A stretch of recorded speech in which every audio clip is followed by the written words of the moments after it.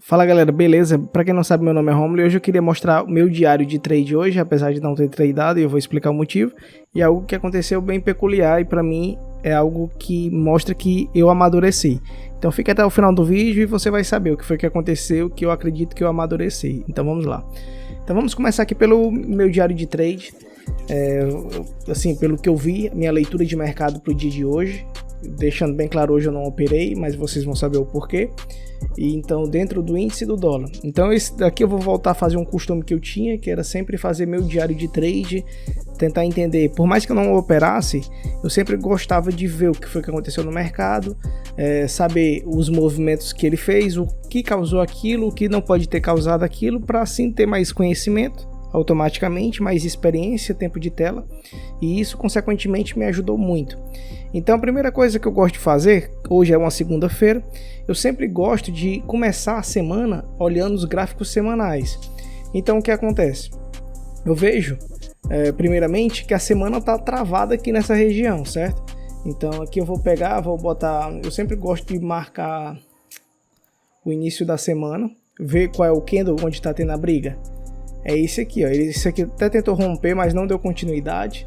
Então eu tenho esse candle aqui como um candle de referência, isso se tratando de semanal, né? Então eu sei que esse candle aqui é um candle que ele está acumulando uma certa energia aqui dentro e pode sim, ou explodir para cima ou explodir para baixo. Isso depende do que vai acontecer. Lembrando, isso aqui não é uma recomendação de compra nem de venda. Eu posso estar totalmente equivocado, então não acredite nisso. Então vamos lá. Segundo passo que eu gosto de fazer é buscar o que aconteceu nos candles diários, né? Muitas vezes as pessoas ficam presas somente na folha dos 5 minutos, 2 minutos e esquece de ver um contexto maior, né? Que quem manda realmente no movimento são os candles semanais, diários, 60 minutos, quanto maior o poder. Então a gente sempre tem que dar uma certa relevância nesse tipo de movimento. E aqui eu já vejo o seguinte, ó, que o mercado ele já está produzindo fundo maior do que o anterior, está com a tendência de alta. Porém, o que é que eu via, e inclusive se eu não me engano eu comentei na semana passada quando eu operei, eu acho que foi numa live, que eu vi que o que estava acontecendo aqui, ó, 1, 2, 3, 4, 5, 6 candles positivos. A gente sabia que tinha essa região de resistência aqui e dificilmente o mercado, a não ser que o mercado esteja muito forte, ele consegue romper essa estrutura e de uma vez, né? No caso assim, ó, por exemplo, ele já vinha numa tendência de alta aqui com os candles fortes e romper e ir embora. Normalmente ele dá uma respirada para os grandes que entraram aqui nessa posição sair das suas posições aqui nessa região. Então aqui, acima da região desse topo aqui, é um ponto que eu ficaria um pouco desconfortável para pensar em compra sem antes ele dar uma respirada para continuar o movimento. Então aqui não tinha muito o que fazer. Então nesse candle aqui eu vou colocar aqui os contadores de candles. Espera aí, só um instante. Então aqui nos contadores de candles a gente vê aqui, ó, que por exemplo foi até o candle 8 aqui uma tendência de alta.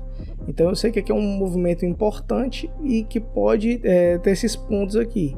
E também, como eu sei que aqui é uma nova tendência de alta com topos e fundos ascendentes, eu posso usar isso aqui como referência para uma possível retração de Fibonacci, né? Deixa eu colocar aqui mais ou menos. E eu sei que aqui são pontos de defesa, mas para mim isso aqui pouco importa. O que aconteceu, vamos supor que ainda não aconteceu o dia 11, né? Então eu dou o zoom aqui, no dia 9, no dia 8, formou esse candle aqui, forte, querendo romper aqui. No dia 9 acumulou, dia 10 acumulou, então eu sei que aqui é um candle, passa a ser um candle referência, esse candle número 8 aqui. E eu sei que para onde romper esse candle, tem uma probabilidade de continuar o movimento, seja para cima, seja para baixo.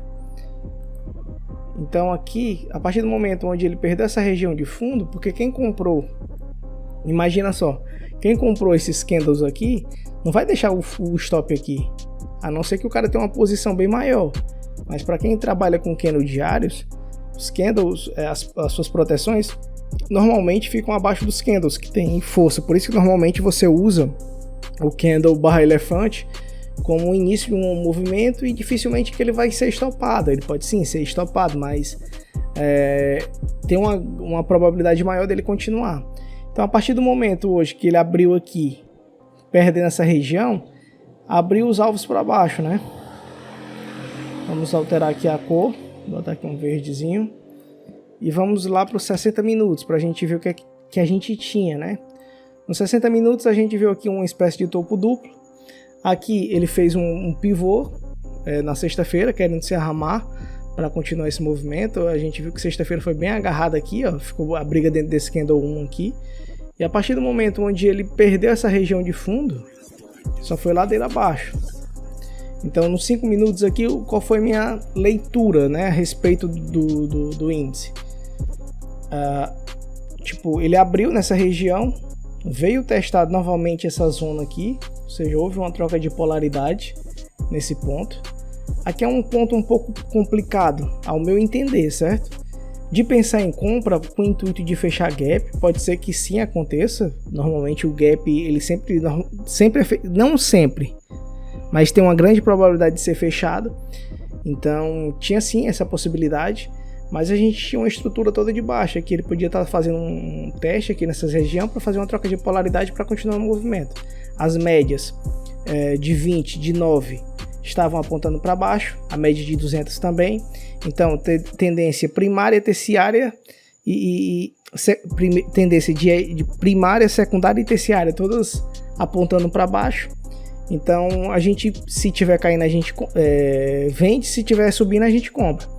Então, a partir do momento onde ele deixou um gatilho aqui, ó, fez aqui, testou aqui essas regiões e as médias empurraram para baixo, a gente vê que duas médias importantes, a de 9 e a de 20, serve como uma mola. Então, ele veio, testou essa região de fundo aqui, tentou segurar aqui, fizeram um novo pullback e enfiaram. Se a gente fazer o espelhamento dessa própria perna que ele foi formado aqui, ó, a gente vê que ele cumpriu lá o seu alvo de 100% e cumpriu lá o seu terceiro alvo de FIBO. Que meio que cravou lá praticamente o seu terceiro alvo de FIB, não conseguiu ir além do que isso.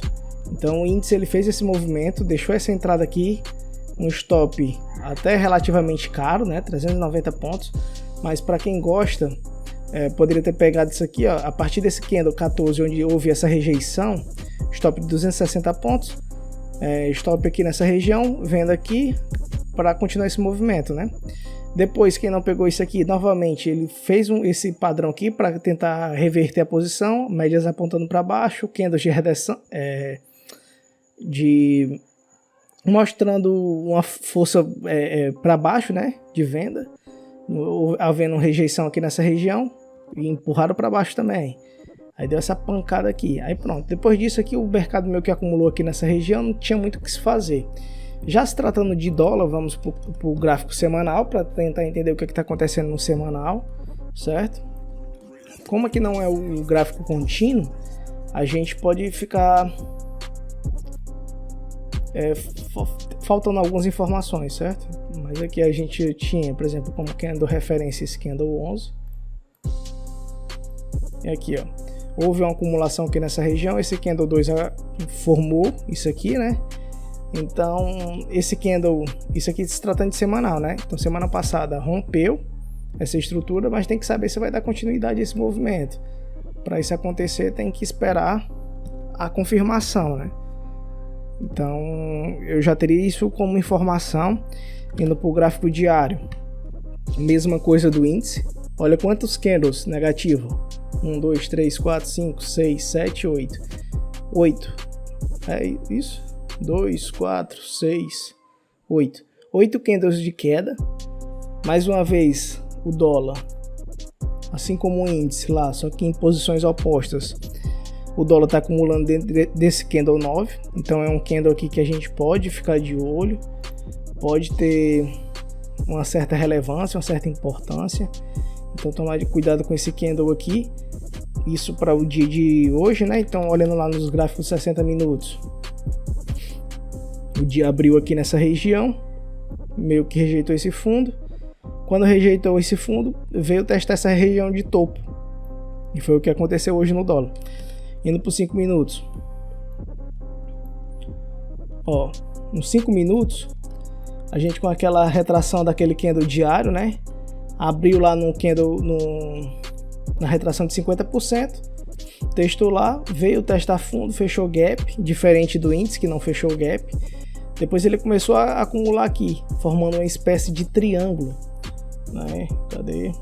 Ó, formando uma espécie de triângulo ascendente, onde fundos cada vez mais altos.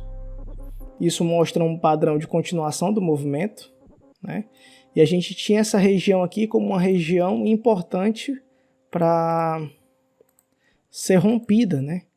Então, a partir do momento onde esse candle aqui acionou os stops de quem estava vendendo esses topos, o mercado foi. Inclusive, eu achei que ele ia mais forte, né? Porém, ele não conseguiu romper esse topo que ele fez aqui, essa retração de 50% do candle diário de uma vez. Então, ele fez o quê? Ele deu uma respirada, o preço, e depois pegou impulso novamente. Então, a gente poderia ter feito o quê aqui, ó? Puxar uma retração aqui para saber qual foi a retração do dia. E ele segurou na retração de 61,8 o dólar, que é normalmente a retração que o dólar mais segura, retração de 61,8. E a partir do momento onde ele conseguiu segurar aqui e jogar o preço para cima, aí a gente pode projetar os pivôs, né? Ó, e aqui, ó, normalmente eu gosto de trabalhar com as últimas pernas de baixa que falharam em continuar esse movimento. Então, qual foi a última perna aqui? No meu entender, essa perna aqui de baixa que foi rompida nessa região. Ó, foi feito um teste aqui, uma troca de polaridade, como a gente vê aqui, ó. A gente tinha essa região aqui de último topinhos, né? Ó, aí ele rompeu, fez uma troca de polaridade aqui e continuou. Então, como alvo, eu poderia projetar essa última perna de baixo aqui, ó. E ele cravou lá o seu terceiro alvo de FIBO, 161,8, ó. Ele até violou aqui, mas não conseguiu fechar acima, né? Vou mudar a cor aqui para não confundir vocês. E aqui foi, ó. E foi justamente o que aconteceu hoje, ó. Hoje, na sua abertura, ele cravou lá, segurou lá na retração de 50, bateu o alvo de 61,8, depois ficou aqui querendo romper esse alvo de 61,8 e essa retração de 50.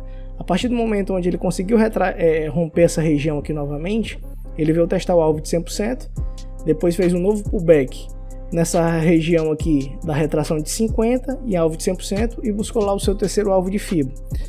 O dólar foi um pouco mais chatinho aqui nessa parte da manhã, né? Mas depois ele entregou um movimento interessante. Para quem entendeu aqui essa questão dessa movimentação, mas aqui ele deu uma trollada legal. Ó, ele fingiu que foi, aí meio que frustrou esse movimento. A partir do momento que ele frustrou essa pernada aqui de alta, então eu já trabalharia com espelhamento desse fundo aqui, ó. Qual a última perna de alta? Opa, deixa eu cravar aqui. Essa aqui. Então, a partir do momento onde ele rompeu, fez um pullback aqui com esse candle 47. A partir do momento que ele fez esse pullback aqui, ele provavelmente viria pelo menos no primeiro alvo. E foi o que aconteceu. Porém, aqui a gente estaria trabalhando em uma zona de armadilha, né, que é entre a média de 20 e a de 200. E essa zona aqui normalmente é uma zona mais complicada, uma zona mais chata, porque muitos movimentos falham, né, nessa região. Então, normalmente quando eu trabalho em zonas assim, eu sempre procuro sair em alvos mais curtos possíveis. Então, por exemplo, bateu na região do primeiro alvo, eu tô vendo que tá tendo dificuldade para continuar o movimento, ou eu coloco no 0 a 0, ou então eu defendo minha posição, saio fora aqui, entendeu? Não gosto de brincar com isso não. Aí a partir do momento onde ele conseguiu romper novamente essa perna aqui de baixo para cima, né? Eu posso fazer o espelhamento dela aqui para cima também. Ó. E ele cumpriu lá o seu segundo alvo de FIBO. Então aqui o que foi que aconteceu? Ele veio reto. Aqui ele já conseguiu romper as médias para cima e já começou a formar uma estruturazinha de alta, querendo indicar que ia testar essa região de topo novamente. Então, a partir do momento onde ele rompeu aqui, acionou os stops de quem venderam aqui, venderam aqui, venderam aqui e só foi embora, né? E esse foi o dia do dólar. E com relação ao que eu ia falar com vocês hoje, o que eu achei interessante da minha parte, porque é o seguinte: antigamente, quando eu saía do meu... Por exemplo, eu não podia operar pela parte da manhã, né? Então, eu tinha alguma coisa para resolver, eu tinha algum compromisso. eu tinha que ficar ausente do mercado, mas minha cabeça era aquilo. Era no mercado, tenho que voltar para casa, tenho que operar. E aquilo acabava me... quando eu voltava para casa, eu operava de uma maneira bem ansiosa, certo? Porque eu não tinha me preparado antes, estava muito ansioso, então eu acabava fazendo muita bobagem. E dessa vez não, eu saí, eu tive meus compromissos, fui resolver meus compromissos, e quando eu voltei para casa, eu não, vou descansar, vou dormir. Eu cheguei já tarde, acabei chegando mais tarde do que eu tinha planejado, então eu cheguei em casa, era quase 1h da tarde, dormi até as 3 horas, depois eu tive outro compromisso para fazer, e tudo bem por isso. Então, isso é pelo fato pelo qual eu escolhi ser trader, né, de ter liberdade. Então eu até pensei, poxa, eu vou para casa, eu vou operar, né, quando eu tava na rua. E quando eu cheguei em casa, não vou nem abrir o gráfico, eu vou descansar. E muitas vezes eu vinha pro mercado já com a mente cansada, enfadigado do sol do meio da rua, né, e aquilo acabava me deixando não numa posição muito confortável para operar. E isso acabou me dando vários dias de loss, né? Então eu acredito que quando você amadurece, você quer obviamente fazer dinheiro, mas você não está preocupado em fazer isso todos os dias. Você quer fazer quando você está se sentindo bem. Então hoje eu resolvi fazer isso e me senti muito bem, depois saí de novo para resolver minhas coisas. Então é como dizem, né, meu professor André Machado, é melhor perder a oportunidade do que perder dinheiro. Então fica a dica também. Eu não sei se você já passou por esse tipo de situação, de ter que sair e resolver algum compromisso. Você acabava não resolvendo o compromisso da melhor maneira, ou se resolvia. Às vezes era nas carreiras, querendo voltar, né, pro seu vício, digamos assim, e acabava não operando bem, perdendo consequentemente assim dinheiro dentro do mercado financeiro, né? E me conte aqui se você já passou por esse tipo de situação. Pois é isso aí, galera. Eu pretendo fazer vídeos todos os dias da minha leitura do mercado, se vocês gostarem também. E conta aqui como foi o dia de vocês. Fiquem com Deus. Valeu, falou, fui!